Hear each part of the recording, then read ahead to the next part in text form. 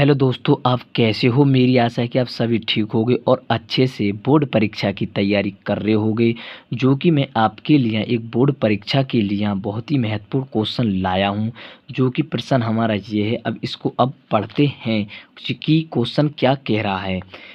एक खिलौने का आकार का लंबवृत्तीय बेलनाकार है, जैसे कि इस तरह का है। जो कि हमारे पास लंबवृत्तीय जो कि बेलनाकार है।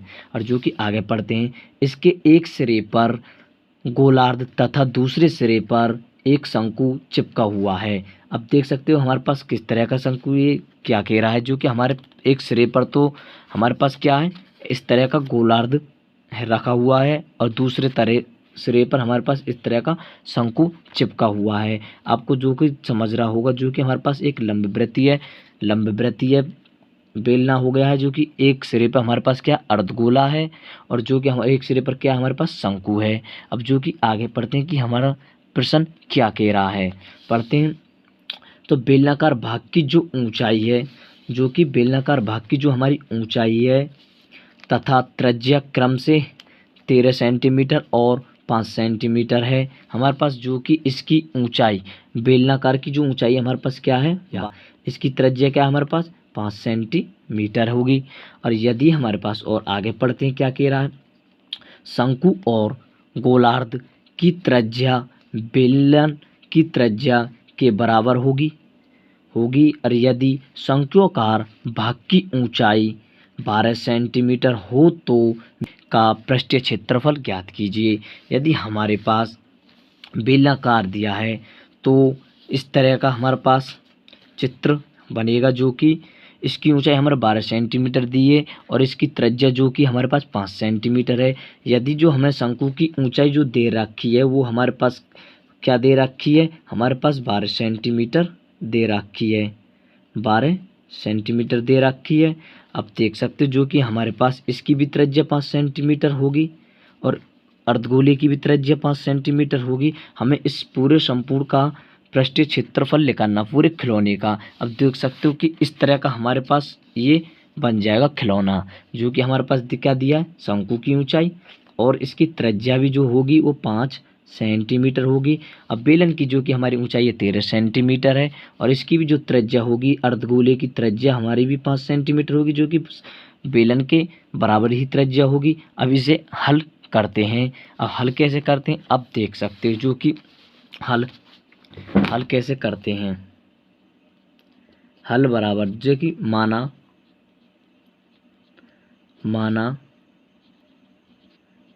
बेलनाकार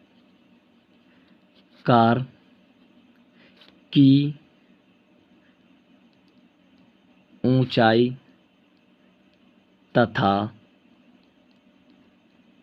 त्रिज्या क्रम से हमारे पास क्रम से दे रहा है कि h तथा r, ये होगी हमारे पास जो कि हमारे पास क्रम से दे रखी है। अब जो कि हमें दिया है जो कि हमें दिया है, हमें जो दिया है जो कि h बराबर हमारे पास क्या है, बेलन की जो कि हमारे पास ऊंचाई जो क्या है 13 सेंटीमीटर है और जो कि हमारे पास तथा जो इसकी त्रिज्या है, त्रिज्या हमारे पास क्या है 5 सेंटीमीटर है। अब देख सकते हो जो कि हमारे पास बेलन की ऊंचाई वो हमारे पास 13 सेंटीमीटर है, जो इसकी त्रिज्या है वो हमारे पास क्या 5 सेंटीमीटर है। अब जो कि अब इसे अब कैसे हल करते हैं, अब देख सकते हो जो कि हमें और आगे जो दिया है कि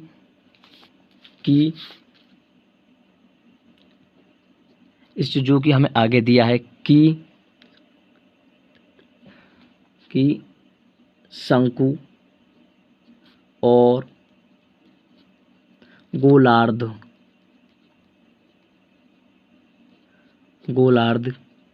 की त्रिज्या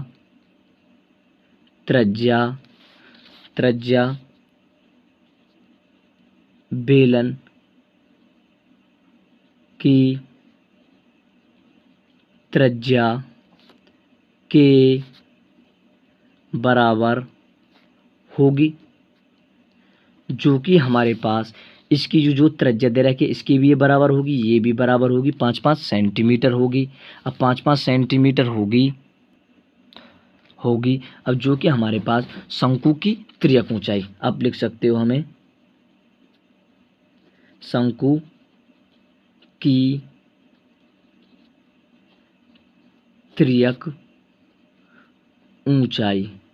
अब जो कि हमारे पास शंकु की तिर्यक ऊंचाई कैसे निकालते हैं, हमारे पास शंकु की तिर्यक ऊंचाई का सूत्र होता है एल बराबर अंडर रूट में R square plus H square होता है।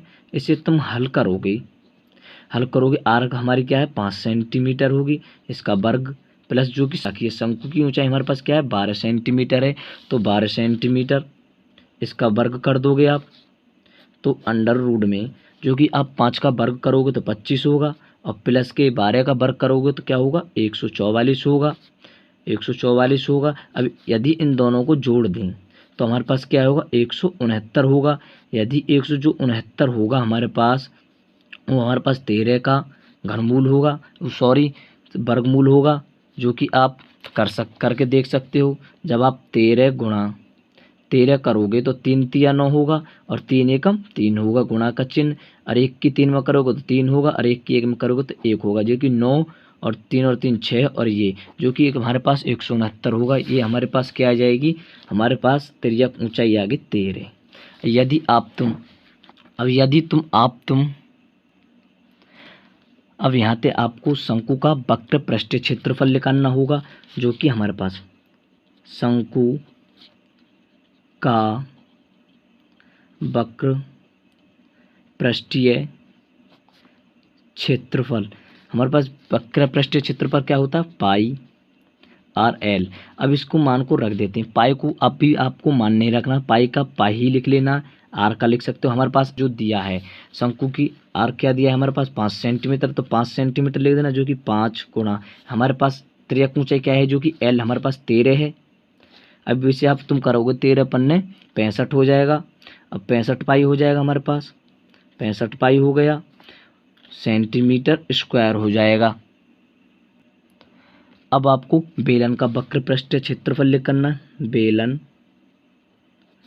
का वक्र पृष्ठीय क्षेत्रफल, जो कि इसका वक्र पृष्ठीय क्षेत्रफल हमारे पास क्या होता है 2πr/h होता है। दो अभी आपको पाई की पाई लिख लेना है, गुणा पाई, आर हमारे पास क्या है 5 है और एच इसकी क्या है हमारे पास, जो कि बेलन की हमारे पास 13 दे रखी है, 13 कर लेना आपको। अब यदि तुम 13 कर लोगे, अब इसकी कैलकुलेशन करोगे तो 13×5 = 65 हो जाएगा, 65 दूनी हमारे पास क्या हो जाएगा 130 पाई हो जाएगा, सेंटीमीटर स्क्वायर हो जाएगा। अब आपको गोलार्ध का वक्र पृष्ठीय क्षेत्रफल निकालना, आप लिख सकते हो तथा गोलार्ध का वक्र पृष्ठीय क्षेत्रफल, हमारे पास गोलार्ध का वक्र पृष्ठीय क्षेत्रफल क्या होता है, हमारे पास जो होता है इसका 2πr² होता है। अब इसके आपको मानों को रख देना 2 गुणा पाई की जगह पर आपको पाई रख देना है और गुणा का चिन्ह। हमारे पास जो कि गोलार्ध की भी हमारे पास जो कि त्रिज्या है हमारे पास 5 सेंटीमीटर है, तो इसे आप 5 का वर्ग लिख लेना, जो कि अब देख सकते हो 2 गुणा पाई कर दोगे, जो कि अब ये 25 हो जाएगा। अब 25 दूनी 50, जो कि 50 पाई हो जाएगा, सेंटीमीटर स्क्वायर हो जाएगा। अब ये हमारे पास तीनों के मान आ गए हैं। अब जो कि हमें हमारे पास जो दिया है पूरे खिलौने का पृष्ठीय क्षेत्रफल निकालना है, पूरे खिलौने का पृष्ठीय क्षेत्रफल निकालना। अब देख सकते हो कैसे लिख रहेगा, चूंकि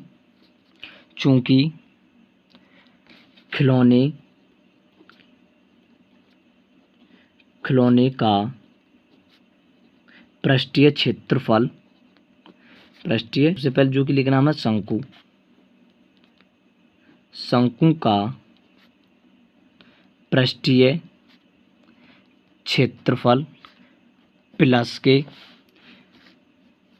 के बेलन का पृष्ठीय क्षेत्रफल और प्लस के हमारे पास प्लस के जो कि हमारे पास गोलार्ध का पृष्ठीय क्षेत्रफल होगा। अब लिख सकते हो जो कि हमारे पास जो दिया शंकु का क्या दिया हमारे पास 65 पाई प्लस के 65 पाई जो कि हमारे पास बेलन का क्या दिया हमारे पास 130 पाई 130 पाई प्लस के हमारे पास क्या है अर्धगोले का हमारे पास जो आया 50 पाई हो जाएगा। यदि आप इनको जब जोड़ोगे 65 पाई और 130 में पाई और 195 पाई और 50 जोड़ोगे तो हमारे पास क्या आ जाएगा 245 पाई 245 पाई हो जाएगा। अब जो कि इसे तुम हल करोगे तो आप लिख सकते हो 245 गुणा, अब पाई का आपको मान रख देना क्या होता है 22/7 होता है। अब इसे तुम 7 से काटोगे तो ये क्या हो जाएगा हमारे पास 7 या 21 हो जाएगा। यहाँ पर आपके पास क्या बचेंगे 3 जो कि यहाँ 3 आ जाएगा हमारे पास क्या जाएगा 7 पन्ना 35 हो जाएगा। सॉरी 35 हो गया इधर लिख देते हैं 35 गुणा 22 हो जाएगा। यदि तुम इसकी गुणा जब करोगे तो इसकी गुणा करोगे तो हमारे पास क्या आ जाएगा 770 सेंटीमीटर स्क्वायर हो जाएगा। यही हमारा पूरे खिलौने का पृष्ठीय क्षेत्रफल है। अभी आपको समझ में नहीं आया तो वीडियो को रिवर्स करके देख लें जरूर जो कि आपकी समझ में आ जाए, और जो कि हमारे चैनल को भी सब्सक्राइब करें। नए हो देख सकते हो जो कि आप नोट भी कर सकते हो, हमारे पास इसे नोट भी कर सकते हो जो कि बोर्ड परीक्षा के लिए बहुत ही इम्पोर्टेंट है।